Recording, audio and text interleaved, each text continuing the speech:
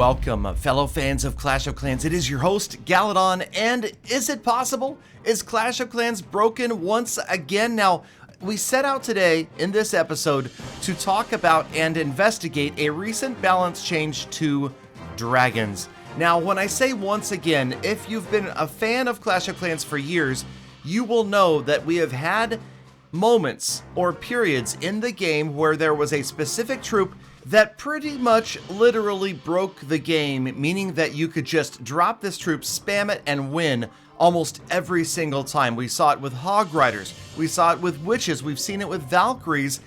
Could it be happening right now with dragons? Is it possible? So, alright, so yes, normally what I consider a big balance change is more than a 10% difference. With the dragon's hit points, it was slightly less than a 10% boost, but it was a much bigger boost to the max level dragons than to level 5 and 6. So the level 7 dragons saw a significant boost to their hit points, and suddenly we see a lot of high level players using them in their attacks. So let's get down to the bottom of this today by taking a look at a few different strategies, a few different tactics that have been employed so far. This is a member from Blood and Soul, this Russian clan that faced Tribe Gaming. And yes, we are getting a rare look at a Tribe Gaming war base with permission from Tribe's players. We've got a couple of replays here that are showing them, that's right, on the short end of the attacking stick, getting, well, defending stick. No, well, there's no stick. It's a base. Anyway, they're losing. They're getting 3-starred, all right? So that's what we're seeing here. And it's a variety of attacks. We're seeing dragons with electro dragons. This was a bat bomb opening, that bat spell with a freeze and a rage, trying to get as many high value defenses down as possible at the very beginning. And it looked like this attacker from Blood and Soul didn't quite get as many key defenses out of the way at the beginning as he had hoped. Yet here come the remaining dragons, and yes, they are going to absolutely annihilate poor Largo 99's base. So he said he is back to the drawing board because this is an emergence of a new meta, or at least a new facet of the meta. Okay, we'll get into, and especially at the end of this episode, talking about whether or not I think that this is going to take over, whether or not it's truly broken, and I'll show you some interesting attack replays towards the end that really form my opinion about it. So let's go ahead and wrap this one up. That is Largo getting tripled right there. And yes, unfortunate for Tribe, although they did come out on top in the war by a pretty significant advantage in 3-star attacks. So right here, we've got Exorcist from Tribe Gaming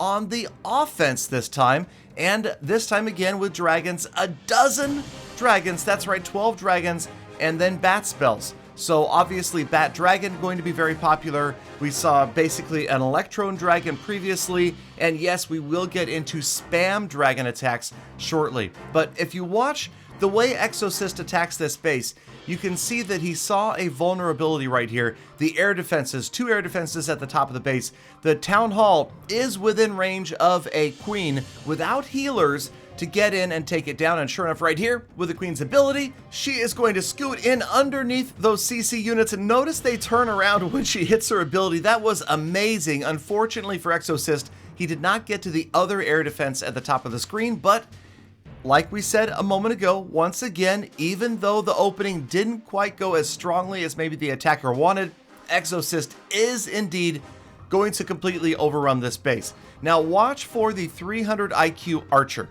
See the one archer left in the army comp on the far left right there? Notice the skeletons that are just sitting there, and now they're all disappearing. That's right, so now the dragons would have been distracted by the skeletons. In fact, they started to pursue them, but the one archer over here brings all of the skeletons out into the corner, and what that does is it prevents a significant delay of the dragons individually taking down those skeletons. Now, of course, they have splash damage, but you know it would have taken several individual attacks, and dragons attack slowly.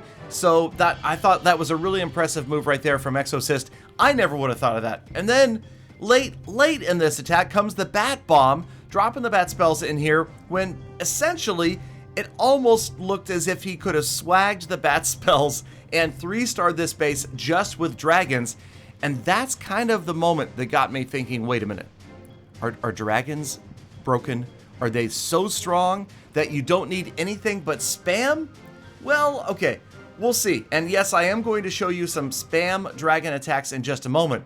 But let's go ahead and watch one more dragon attack with a slightly different opening. Now this time it's 10 dragons and 7 bat spells with a bat bomb. Notice it is right on top of the multi-target Inferno, trying to get to the Eagle Artillery as well. The Expo, the Archer Queen, is fighting back, but she cannot stop it. And this is an insane amount of value for an opening bat bomb. That was 2 Expos, an air defense, 2 sweepers, the Eagle Artillery, and a wizard tower. And I think there was a cannon in there that went down as well. But primarily it was, of course, the air targeting defenses that disappeared, that really just at this moment, at this point in this attack, you already knew this base was going to be completely overrun. As the balloons and the dragons move in, you can see that the base is essentially also a horseshoe shape. As this one dragon strays out off to the right, the rest of the base is kind of in this slight U formation. That's going to allow the dragons to stay in tight. There's only 1 remaining rage and 1 freeze for this attacker to use, but that's really all he needs right here. As the heroes move in as well to help out, there's the warden's ability, the town hall is down, and the dragons are just going to decimate the remainder of this base. So yes, they are incredibly strong. Yes, the hit point buff, essentially when you're using like 11 or 12 dragons, it's essentially given you a spare dragon. It's given you a 13th dragon just with the number of hit points. Now, of course, that doesn't mean damage output, but with hit points, dragons becoming that much tankier, they are going to survive that much longer against these key defenses, and suddenly, they are certainly back in the meta. And again, this attacker almost got to swag the siege machine. The stone slammer doesn't move in until late, although it does get a lot of value up here at the top right. Could he have gotten it done with just the dragons and the heroes down here? We'll never know, but once again, it's an overwhelming victory, a very strong indicator that dragons are crazy powerful right now in the game. But is it breaking the game, or is it actually making the game better? Is it adding more variety, more diversity to attacks? Because, you know, we kind of saw a meta dominated by Queen Charge Hog Rider, by P.E.K.K.A. Smash, and a few Lalo attacks. Alright, let's get down to it, and we have to use the old adage, if Galadon can 3, the strat's OP. So, alright, so we're going to move in after a it's not an ideal base, it's kind of an anti-2-star Legend League style base, and we're just going to drop the heroes and the siege machine in here at the top. But my idea here was to try to get this air defense out of the way and the eagle as early as I possibly could. If I can get these gone, then I figure that is a huge advantage for the attacking dragons. That's an air defense down, the eagle down, and the archer queen. So sure enough, this entry does work, and we get in here and we get all of the key defenses that we need out of the way. The funneling, well, not really happening here, but we've got 12.5 dragons. We lead them with a bunch of balloons, and the spam begins. So on the left-hand side, the dragons moving in. Notice the siege machine still going strong, and that means we're going to get down a multi-target Inferno and the sweeper. That sweeper was critical right there. That is no longer going to blow the dragons and balloons away, and we are going to move in. A couple of freeze spells, a couple of rage spells, getting ready for the 6 bats. You can see the queen just cleared a wizard tower at the top of the screen, and miraculously, let me tell you, just a couple of dragons on that town hall with rage easily crushing the town hall. So now we begin with the bats on the right hand side with only 1 wizard tower to worry about right there. The last freeze spell down, and this base has no chance. So Galadon 12.0 attacking the fully maxed out Galadon, and yes, okay, so you can argue easy base, but you can also argue, hey, it's Galadon, so they kind of balance out. You know, easy base, not so great attacker. So either way, it is an overkill 3-star with bats and dragons, and it leads me to think that yes, okay, dragons are strong, but have they broken the game? And that's what we're going to take a look at with these last replays right here. And the reason I say that is because I feel like, okay, these are different strategies that combine dragons with other troops. How can you truly tell if a unit has broken the game, quote unquote? It's to see if you just spam all of them. You don't use anything else. You just use as many of that unit as possible, and if you spam them in and win every single time, then you know the game is absolutely broken, and the attack log looked more like this.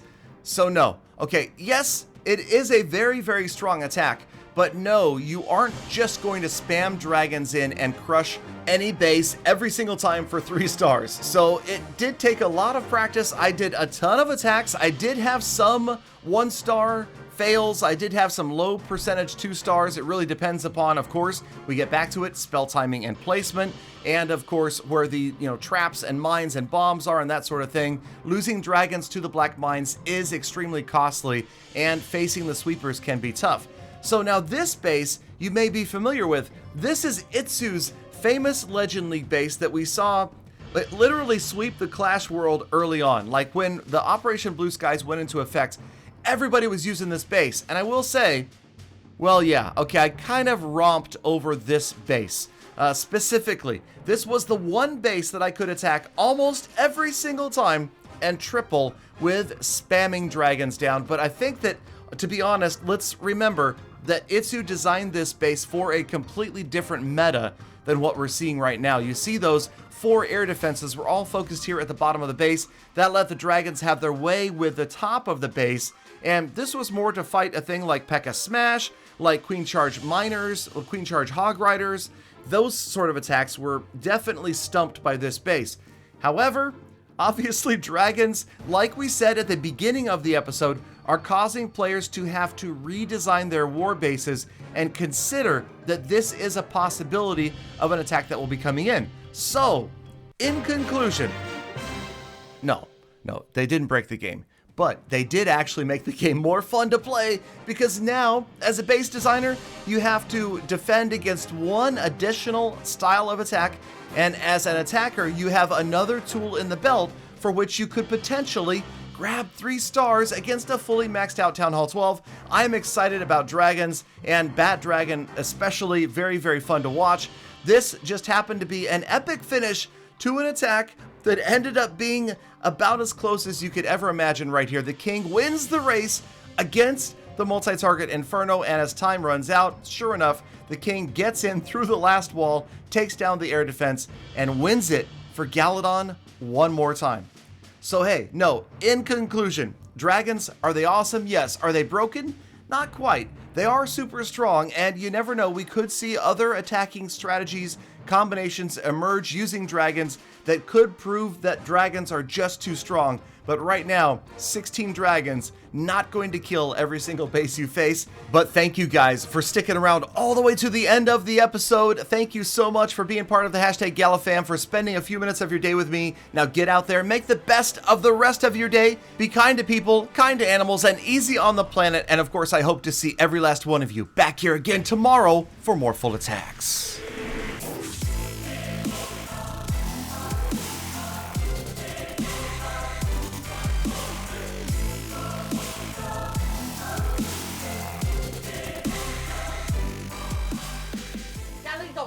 Galadon, how many times did you have to attack to get that 3 star?